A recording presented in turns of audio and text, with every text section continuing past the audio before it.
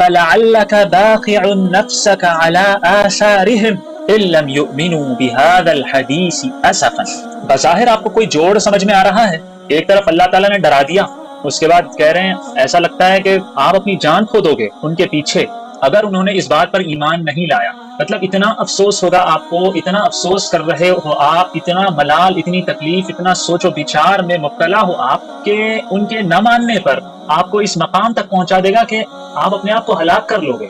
یہ آیت ہے ہمارے سامنے، ایک اشکال کہہ لیجئے یا ایک سوال کہہ لیجئے۔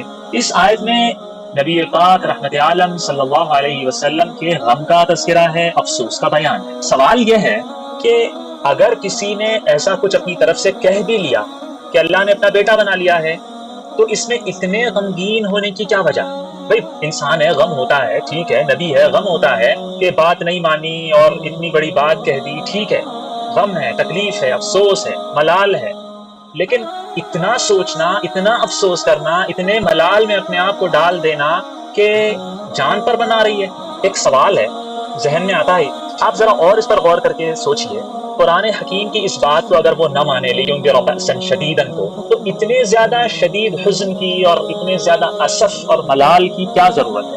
اتنا غم کیوں لاحق ہو گیا کہ اللہ کو کہنا پڑ گیا اپنی جان گنوا دو گے کیا؟ آخر وہ کیسا دکھ ہوگا، کیسا غم ہوگا جو زبان سے نہ کہہ سکتے تھے، کیسا درد تھا ہوگا وہ جس کی شدت سے رحمت عالم صلی اللہ علیہ وسلم کی جان بھولی جا رہی تھی۔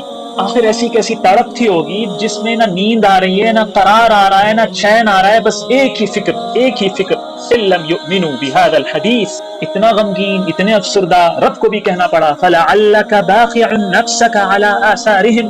کیا آپ کو یہ لگتا ہے کہ یہ قرآن نے محض خطیبانہ اسلوب اختیار کیا، جذباتی انداز کلام تھا، اتنا بڑا، اتنا سنگین، اتنا گہرا، اتنا آخری درجے کا لفظ استعمال کر لیا قرآن نے؟ باخع نفسک، محض یہ ایک آیت نہیں ہے، یہ کوئی شاعری نہیں ہے، یہ کوئی جذباتی انداز کلام نہیں ہے، یہ وہ حقیقت ہے جس نے رب کو یہ قرآن کے اندر نازل کرنا پڑا اور فرشتوں کو بھی اور آسمان و زمین کو بھی اس چیز نے ہلا کے رکھ دیا۔ قرآن بہت نپے تلے، بہت منصف اور عادل الفاظ استعمال کرتا ہے، اس کے بیان میں مبالغہ نہیں ہو سکتا۔